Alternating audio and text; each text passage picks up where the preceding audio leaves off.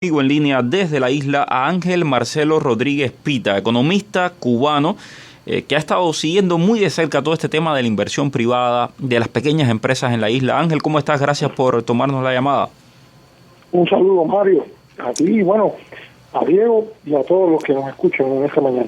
Sí, Ángel, por favor, cuéntanos un poco qué tal esta FIAB, qué tal esta Feria Internacional de La Habana. ¿Realmente hay confianza del empresariado para invertir en Cuba, como dice Miguel Díaz-Canel?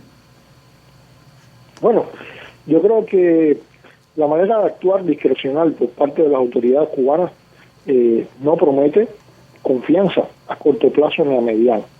Entonces, algo que tú mencionabas es interesante, es decir, cómo hay gente que aún así se atreve a invertir en Cuba. Bueno, ante esto, la situación es, yo creo que es bien fácil de distinguir. En Cuba no se exige una declaración jurada de origen de los fondos. Y entonces el gobierno cubano está vendiendo esta feria como un espacio para la inversión, pero una inversión que en ningún caso, vamos a decir, tiene un contenido totalmente transparente. Si no se le pide nunca a los inversionistas que declaren el origen de los fondos, ni a los inversionistas nacionales ni a los extranjeros. Entonces resulta bien ambiguo todo el escenario cubano alrededor de esta feria, y cómo se permite, ¿no? De esta manera moverse el empresariado dentro de la que es supuesta bolsa empresarial de la isla. Es decir, en otros países estos empresarios deberían demostrar cuál es el origen lícito de estos fondos con los cuales se están invirtiendo. Eso en Cuba no pasa. Exactamente, en Cuba eso no es posible y bueno, se vende la feria como un espacio, parece, para blanquear dinero. Uh-huh. Interesante. Es interesante eso. No, definitivamente. Y bueno, cuando tienes una casta corrupta que se ha robado un país entero y que ha destruido un país entero, estás clarísimo de que necesitan a toda costa dinero. Por eso el viaje de Marrero a China, para aliarse con los enemigos de los Estados Unidos y coger un respiro. Vimos también que en la feria se abrió un pabellón de Rusia. Y aquí me llama mucho la atención todo este tema con Rusia, porque Rusia ha prometido prácticamente convertir a la isla en una colonia, en una especie de provincia más, donde el esquema económico se va a adaptar a Rusia. Y bueno, si uno lee la prensa oficial, ellos todavía están orgasmeando con la época soviética, cuando venían los millones y que vendrá la carne rusa, pero en la práctica sabemos que Rusia no es ni la chancleta de lo que fue la Unión Soviética y no se va a echar arriba a una isla improductiva. Bueno, el gobierno cubano está apostando desde hace ya algunos años por entrar al grupo euroasiático. El tema es la agenda. El grupo euroasiático le exige a Cuba una serie de parámetros para entrar a él. Mientras tanto se ha mantenido como observador, pero evidentemente al gobierno cubano le interesa entrar. Para eso, bueno, son las directrices que le están trazando desde Moscú, y esperemos que el gobierno cubano en alguna medida también realice algunas. Esas directrices incluso van en contra de la propia política del gobierno cubano, porque indica evidentemente o marca una apertura hacia ciertos sectores privado, y necesita inevitablemente el empresariado ruso para radicarse en la isla, que exista un sector privado abierto en la isla que se encadene con otros de la región, incluso con el de Estados Unidos. El problema está que el gobierno cubano se niega a esto, y por tanto los empresarios, incluso los rusos, esto les molesta bastante porque no encuentran mayores oportunidades dentro del sector privado en Cuba. Es muy interesante que el gobierno ruso, o al gobierno ruso se le están dando concesiones, mientras que a la Unión Europea se le está brindando, se le está brindando como oportunidad la creación de asociaciones económicas internacionales. Esto es distinto, es decir, porque en las concesiones, bueno, le damos todo a cambio de nada prácticamente. Sin embargo, en las asociaciones empresariales, evidentemente no. Sí, hay una dependencia totalmente, o una subordinación de los extranjeros al aparato económico del gobierno cubano, que es la empresa estatal socialista.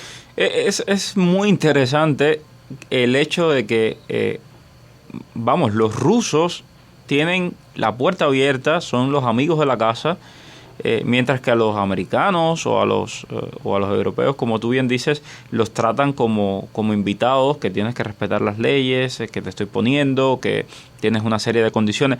Y a la misma vez tienes a Giovanna Tablada suplicando aquí en Washington, quítame las sanciones. Bueno, pero es que tú le estás dando, es decir, en realidad tú estás favoreciendo a los enemigos de los Estados Unidos. Y ahí viene la otra pregunta que para mí es clave en todo esto y que desde Washington estoy convencido que lo están mirando muy de cerca.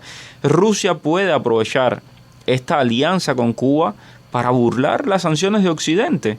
Entonces, y justamente yo creo que es parte del por qué esa política de deshielo que ellos quieren forzar a la administración Biden no lo han logrado. Evidentemente, al gobierno ruso le interesa el espacio Cuba ahora mismo para burlar esas restricciones que tiene su sector privado allá en Moscú. Ahora bien, el gobierno cubano sabe de esto, está consciente, pero no está dispuesto aún a conceder ciertos espacios. ¿Por qué no está dispuesto? Porque seguimos con una mirada desde el ostracismo a la realidad. Si el gobierno cubano está desconectado de las necesidades del pueblo, no las ve realmente, no ve tampoco la necesidad de una inversión extranjera directa, sea de donde venga, porque no hay nada allá dentro de la isla, por lo tanto es necesario que llegue cualquiera acá, pero el gobierno cubano se niega a esto, porque sabe que aún siendo un sector privado ruso, con sus características y demás, que procede de un Estado que es aliado, sabe que la realidad de un sector privado sólido que permite encadenarse con un sector privado nacional auténtico, porque el que tenemos no es auténtico, evidentemente no le es favorable. El gobierno cubano teme constantemente las posiciones que pueda llegar a alcanzar el sector privado. Incluso Díaz-Canel ha intentado maniatar un discurso sobre el sector privado cubano que él habla de un sector privado, sí, subordinado al Estado, pero sabemos cuál sector privado es. El sector privado de empresas subordinadas al gobierno, que para nada es el sector privado que favorece a la sociedad cubana, que está generando empleo. Que están empoderando a esa misma nomenclatura. Básicamente, y en cubano muy sencillo, se están repartiendo el pastel. O sea, hoy por hoy, ¿quiénes tienen los mejores negocios? La gente que son fieles, la gente que no les van a decir a ellos absolutamente nada, no les van a hacer nada en contra, la gente que les conviene el status quo, les conviene tener un país entero muerto de hambre, para ellos vender los pollos a como los venden, al precio que los venden, es una cosa de locos. Los precios son... Yo todos los días me pregunto cómo los ancianos que creyeron en esa revolución en algún momento pueden comer, porque es imposible. La miseria a la que han llevado a Cuba es increíble. Pero por otra parte, fíjate, esta alianza con Rusia además es contraproducente, porque, por ejemplo, González Fraga ha dicho que lo que Ana Teresita González Fraga, la viceministra primera de Comercio Exterior, ella dice que están comprometidos a avanzar en los consensos alcanzados entre Díaz-Canel y Putin y que quieren que Rusia tenga una participación cada vez más activa y efectiva en el Plan Nacional de Desarrollo Económico. Pero cuando uno va a las cifras de comercio entre Cuba y Rusia, son ínfimas al lado de lo que comercian con la Unión Europea, de lo que comercian con Estados Unidos, incluso de lo que comercian con China. Y la pregunta es, ¿por qué privilegiar tanto esta relación cuando económicamente esto no es sustentable, esto no te vale la pena? Y ahí es donde te das cuenta que es el ADN político de estos personajes. Y es lo que yo le digo a los americanos cada vez que me siento con algún funcionario norteamericano que me pregunta, ¿qué te parece lo que está sucediendo y el mercado privado? Y no sé, el ADN de ellos es antiamericano, quieren destruir este país. Es una cosa que lo tienen, vamos, en la sangre. Eso no se lo vas a poder quitar, aunque haya empresarios privados. Y ahí está. No sé qué te parece a ti, Ángel. Bueno, yo creo que también hay intereses económicos desde el punto de vista armamentístico. Es decir, Cuba funciona como una sucursal desde donde Moscú vende armamento al resto del mundo, y Cuba también se beneficia, es decir, me refiero al gobierno cubano, se beneficia enormemente de estos dividendos. Cuba exporta armamento, eso es un elemento. Cuba produce ciertos armamentos que termina exportando a la región, pero no solo eso.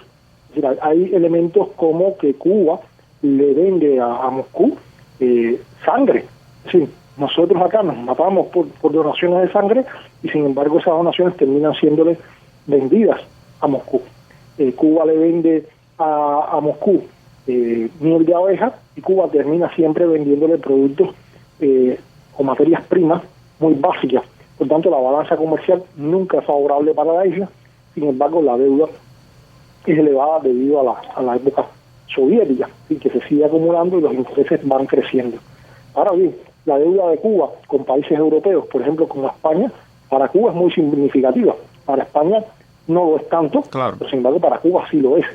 Entonces, nos está diciendo también que estamos frente a un Estado totalmente, vamos a decir, corrupto, un Estado que se mueve de acuerdo a sus intereses, y donde se mueve, donde prima en esas relaciones los intereses políticos, más que nada. Moscú le ofrece a Cuba ciertas garantías, ciertas seguridades políticas que no le puede ofrecer ningún país europeo. Y eso es evidente, porque los países europeos promueven la democracia, promueven la igualdad de derechos, promueven el acceso a las libertades civiles. En Cuba, evidentemente, eso no es una apuesta, y por tanto se busca acercarse a aquel que es similar, o al menos se parece. Entonces esa es la mirada que tiene el gobierno sobre Moscú. Evidentemente no es una mirada que traiga un beneficio para la sociedad cubana. Lo estamos viendo cuando el gobierno cubano está instalando ciertas y determinadas industrias en zonas especiales de desarrollo como Mariel, y pretende abrir nuevas zonas especiales de desarrollo a lo largo y ancho del territorio nacional, convirtiendo el país en una gran zona franca para la zona euroasiática, para que la zona euroasiática llegue a América Latina y desde ahí se expanda. Esa es la visión que hay sobre Cuba ahora mismo, y por eso es que necesitan un sector privado nacional que les permita a los rusos acercarse más a el entorno, porque evidentemente si usted pone un hotel, si usted pone cualquier negocio sobre la isla, necesita garantizar determinados servicios básicos sobre aquellos que estarían acá encargados y necesitarían encadenarse. Esa es la cuestión realmente, y esta Feria Internacional de La Habana no se traduce al fin y al cabo en un beneficio para la sociedad.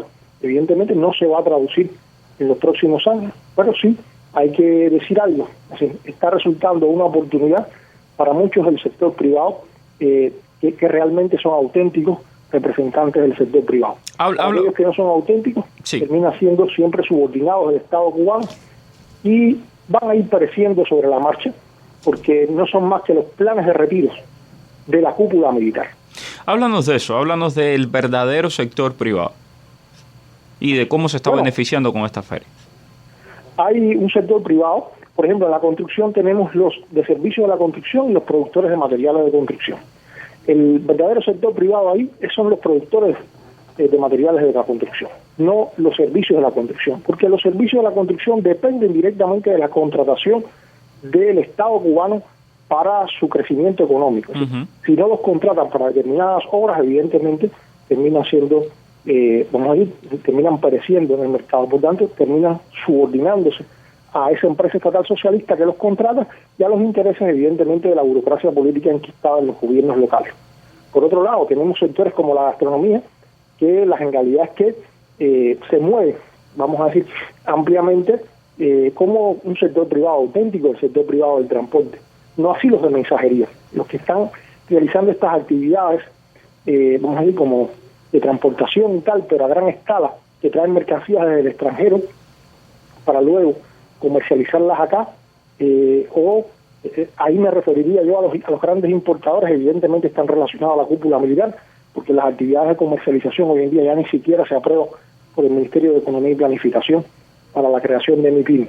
Por otro lado, estos de servicios de mensajería que traen muchos paquetes de Estados Unidos, que se mueven mucho, sabemos cuáles son esas agencias, no quiero herir sus actividades en este instante, pero sabemos cuáles son. Esas ni siquiera son empresas registradas en Cuba, en el registro mercantil, no aparecen en ningún documento que estén acá operando. Entonces, cuando le preguntas, te dicen, no, nosotros somos plataformas virtuales de venta. Óigame, pero ¿cuál es la forma de propiedad? Porque eso no es una forma de propiedad, ese es el objeto social suyo. Sencillamente se confunden y no te dan una respuesta. Claro. ¿Y por qué? Porque operan de manera discrecional en el entorno, trabajan directamente con la cúpula militar, pero evidentemente no son una empresa constituida, no pagan esos impuestos, no están subordinados. Para estar bien informado, te invitamos a escuchar América Radio 1260 AM Miami, la voz del exilio.